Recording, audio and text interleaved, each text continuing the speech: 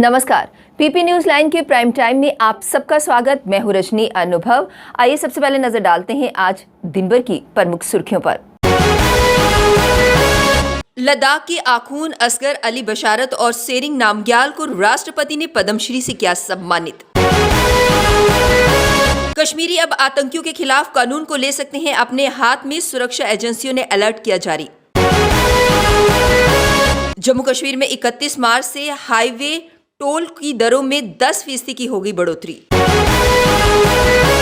और जम्मू से इंदौर के लिए सीधी फ्लाइट हुई शुरू। उपराज्यपाल मनोज सिन्हा ने आतंकी हमले में मारे गए एसपीओ इशफाक अहमद के परिवार वालों को 10 लाख रुपए सहायता की घोषणा की है।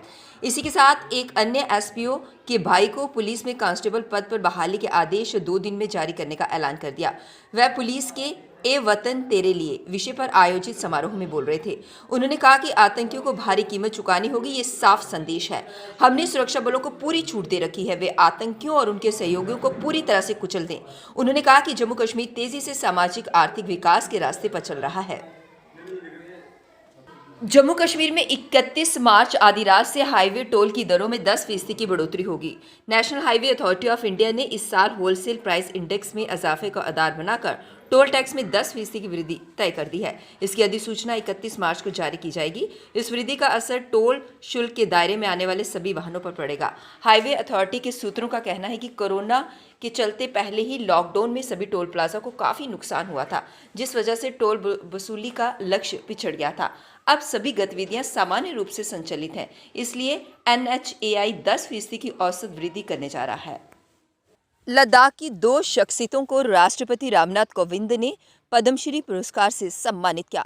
सोमवार को नई दिल्ली में आयोजित समारोह में कारगिल के रहने वाले आखून असगर अली बशारत को साहित्य एवं शिक्षा, जबकि सेरिंग नामग्याल को लकड़ी की शिल्पकारी के लिए पद्म पुरस्कार से सम्मानित किया गया।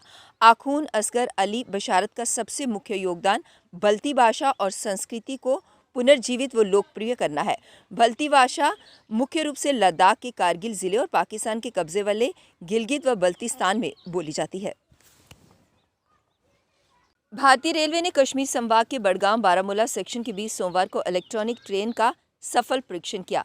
श्रीनगर में तैनात रेलवे के अधिकारी के अनुसार बडगाम बारामूला सेक्शन के बीच इलेक्ट्रॉनिक ट्रेन का सफल परीक्षण पूरा हुआ। उन्होंने बताया कि बडगाम बनिहाल सेक्शन के ऊपर कार्य चल रहा है। जल्द ही इस सेक्शन पर इलेक्ट्रॉनिक ट्रेन का परीक्षण किया जाएगा। अधिकारी ने बताया कि भारतीय रेलवे केंद्र शासित प्रदेश में लोगों को बेहतर सुविधा देने के लिए लगातार प्रयासरत है। इस बीच रेल अधिकारियों की एक टीम ने उधमपुर श्रीनगर बारामूला रेल लिंक परियोजना के कार्य की प्रगति जानने और कार्य में तेजी लाने के लिए कश्मीर घाटी का दौरा किया। उत्तर रेलवे के एक अधिकारी ने बताया कि रेल अधिकारियों की एक टीम ने हाल ही में पूरे इलाके का निरीक्षण किया था। जम्मू कश्मीर और लद्दाख उच्च न्यायालय ने सोमवार को निजी स्कूलों के शुल्क के निर्धारण और नियमन के संबंध में दाखिल याचिका पर निजी स्कूलों का पक्ष सुनने के बाद शुल्क निर्धारण समिति से कहा कि वह इस पर शीघ्र अंतिम निर्णय लें। न्यायमूर्ति अली मोहम्मद मारगरे और न्यायमूर्ति मोहन लाल की पीठ ने यह निर्देश तब पारित किया जब अतिरिक्त महाधिवक्ता आसिफा पडरू ने अदालत को सूचित किया था कि फीस निर्धारण समिति के प्रशासनिक अधिकारी ने इस मामले को सरकार के अतिरिक्त सचिव के समक्ष उठाया है। उन्हें अवगत कराया है कि परिवहन शुल्क की 12% की वृद्धि की अनुमति देने के बाद आदेश अस्थायी था। उन्होंने बताया कि प्रशासनिक अधिकारी ने अतिरिक्त सचिव को यह भी बताया कि समिति निजी स्कूल एसोसिएशन सहित सभी पक्षों को सुनने के बाद मामले में अंतिम आदेश पारित करेगी। निजी स्कूल एसोसिएशन का कहना है कि परिवहन शुल्क में वृद्धि सभी प्रशासनिक कारकों जैसे राष्ट्रीय सूचकांक, ईंधन शुल्क में वृद्धि, बीमा में वृद्धि, कर आदि के आधार पर होनी चाहिए। कश्मीर में आए दिन आतंकियों द्वारा निर्दोष लोगों की हत्या करने से स्थानीय लोगों में गुस्सा देखा जा रहा है। आतंकियों से निपटने के लिए कई जगह लोगों ने खुद ही अपने जत्थे बनाना शुरू कर दिए हैं। ये जत्थे अपने इलाके में सक्रिय आतंकियों और उनके ओवरग्राउंड वर्करों को न सिर्फ चिन्हित करेंगे बल्कि खुद ही उन्हें घेरकर हिसाब भी चुकता करेंगे। खुफिया एजेंसियों ने इस संदर्भ में सभी सुरक्षा एजेंसियों और नागरिक प्रशासन को एक अलर्ट जारी किया है। इस अलर्ट में कहा गया है कि कश्मीरी अब आतंकियों के खिलाफ कानून को अपने हाथ में ले सकते हैं। वह किसी क्षेत्र विशेष में आतंकियों के खिलाफ अभियान शुरू करने के लिए सुरक्षा बलों का इंतजार नहीं करेंगे, इसलिए प्रशासन सतर्क रहे। जम्मू से इंदौर के बीच सीधी फ्लाइट शुरू हो गई है। पहले दिन 312 यात्रियों ने सफर किया। सोमवार को शुरू हुई उड़ान सप्ताह में 4 दिन सोमवार, बुधवार, शुक्रवार और शनिवार को संचालित होगी। सोमवार को फ्लाइट इंदौर से सुबह 10:10 पर रवाना हुई और 12:10 पर जम्मू पहुंची। वापसी में फ्लाइट जम्मू से 12:24 पर रवाना हुई और दोपहर 2:45 पर इंदौर पहुंची। जम्मू के लिए सीधी फ्लाइट शुरू होने से यात्रियों में खासी खुशी देखने को मिल रही है। जम्मू एयरपोर्ट में उत्साहित यात्रियों के अनुभव का वीडियो आपने ट्विटर हैंडल पर शेयर किया। इसमें यात्रियों ने बताया कि जम्मू के लिए सीधी फ्लाइट शुरू होने से माता वैष्णो देवी आना आसान हो गया है। अब वक्त हो चला एक ब्रेक का, मिलते हैं ब्रेक के बाद। मजबूती की पहचान ACC cement, messrs Bishandas Jaswal and sons, authorised stockist, ACC cement, 45 transport Nagar, Jammu. रंगीन खबरों की परत दर परत खोलता है तबसरा, बयां करता है खबर के पीछे की कहानी। तीर पंचाल से सब कुछ दिखता है।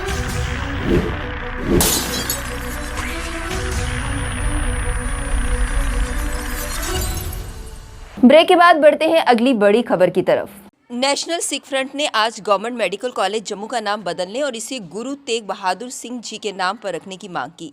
एक पत्रकार वार्ता के दौरान फ्रंट के चेयरमैन वीरेंद्रजीत सिंह ने अपनी मांग को उजागर किया। उन्होंने कहा कि वो इसके लिए काफ़ी समय से मांग कर रहे हैं और उन्होंने सरकार को इसको लेकर कई चिट्ठियां भी लिखी हैं, लेकिन अभी तक उनको कोई जवाब नहीं मिला।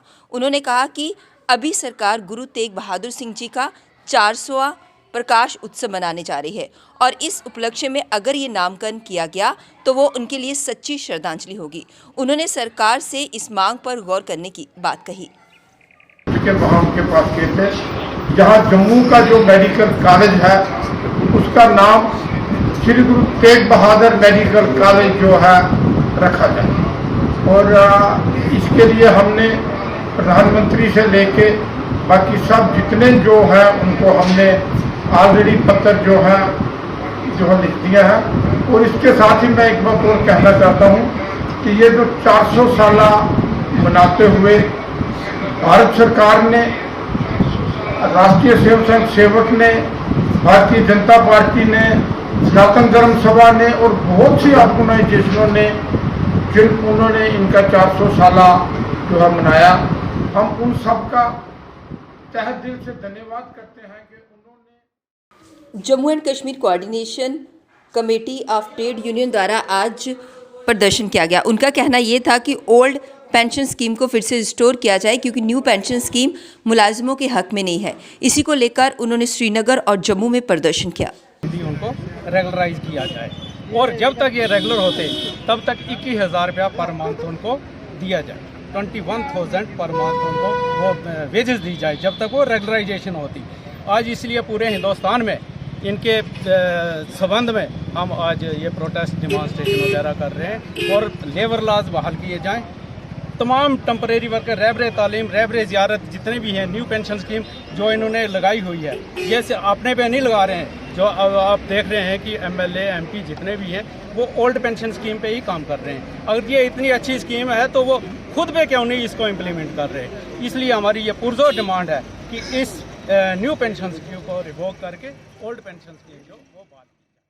JNK मेडिकल असिस्टेंट फार्मासिस्ट छात्रों द्वारा आज जोरदार प्रदर्शन किया गया। उन्होंने कहा कि 370 हटने के बाद जो उनके लाइसेंस थे उन्हें रद्द कर दिया गया। उन्होंने इसको लेकर माननीय प्रधानमंत्री और उपराज्यपाल से अनुरोध किया है कि उनके लाइसेंस उन्हें बहाल किया जाए ताकि इन छात्रों को रोजगार मिल सके और ये रोजगार चला सके। ये बहुत पीछे पिछड़े इलाकों से हैं। अगर इनको ऐसा नहीं किया, इन बच्चों ने 2-2, 3-3 साल ट्रेनिंगें की किसी से उधार पैसे लेके, अगर आज 3 साल उनके और वेस्ट हो गए हैं। 2019 में अगर 370 हमारा हटाया था जिसकी वजह से हमें उस एक्ट में नहीं लाया गया, आज उसके बाद 222 लग गया हुआ है। अगर ऐसा ही रहा तो हमारे बच्चे तो बिल्कुल बेरोजगार हो जाएंगे। कुछ बच्चों की शादियां हो चुकी हैं, ना उनके पास खाने के लिए कुछ है, ना वो बच्चों को फ्यूचर बदल सकते हैं। तो मैं अपने जो माननीय मोदी जी हैं उनसे भी और हमारे यूटी के गवर्नर साहब मनोज सिन्हा जी से ये रिक्वेस्ट करता हूँ कि हमारा जो ये इशू है इस पर जल्द से जल्द नज़र दी जाए और जल्द से जल्द इस इशू को हल किया जाए। पूर्व मंत्री और प्रेसिडेंट डोगरा सदर सभा जे.एंड.के गुलचैन सिंह चाड़क द्वारा आज एक प्रेस कॉन्फ्रेंस को संबोधित किया गया, जिसके माध्यम से उन्होंने कहा कि जो नशा तस्करी है उस पर पूरी तरह से कार्यवाही करनी चाहिए और उस पर पूरी तरह से बैन लगना चाहिए। इसी को लेकर उन्होंने कहा कि बहुत से लोग हैं जो इसमें इन्वॉल्व हैं, लेकिन पूरी तरह से उनका नाम घोषित नहीं किया जा रहा। उन्होंने कहा कि ऐसे लोगों पर कड़ी से कड़ी कार्यवाही की जानी चाहिए ताकि बाकियों के लिए वो मिसाल कायम हो। इसी को लेकर उन्होंने प्रेस कॉन्फ्रेंस के माध्यम से अधिक जानकारी साझा की। इससे ज़्यादा खतरनाक बात और कोई नहीं हो सकती। उन घरों का और समाज का क्या होगा। तो मैं फिर अपील करता हूं कि वो जनरल का भाषण नोट करो। ये मैं कह रहा हूं, जो हमारे कोर कमांडर ने कहा है कि बचाओ ड्रग्स से। ये सिविल सोसाइटी की उन्होंने मदद मांगी है। सारी सिविल सोसाइटी ने मदद करनी चाहिए अपनी फौज की, कि बंदूक से तो वो लड़ रहेंगे, लेकिन आपकी गलियों में थोड़ा आकर वो ढूंढेंगे कि कौन स्मगलर हैं। तो इसलिए आप इस वक्त एक देशभक्त ताकत को इकट्ठे होकर इस मैनेज के खिलाफ, इस खतरनाक साजिश के खिलाफ लड़ना पड़ेगा। ये मैं पीपी न्यूज लाइन के प्राइम टाइम के आज के इस अंक में बस इतना ही। मुझे और मेरी पूरी टीम को दीजिए इजाजत और आप जुड़े रहिए पीपी न्यूज लाइन के साथ। नमस्कार। जम्मू में आई टेस्टिंग की साइंटिफिक और मॉडर्न टेक्नोलॉजी के लिए हमेशा याद रखें जेम ऑप्टिशियंस, जहां पर रखा जाता है आपकी हर जरूरत का ख्याल। Gem opticians with the facility of eye exercise, a scan, biometry, pachymetry और ऑटोमेटेड फील्ड एनालाइजर। और हाँ, हमारे यहाँ बढ़िया क्वालिटी के ब्रांडेड स्पेक्टिकल्स, सनग्लासेस और कॉन्टेक्ट लेंसेज मिलते हैं। आपका भरोसेमंद एक ही नाम, Gem opticians, Gandhinagar. Gem opticians, Nai Basti. Gem opticians, Amphalla. Gem opticians, Trikuta नगर।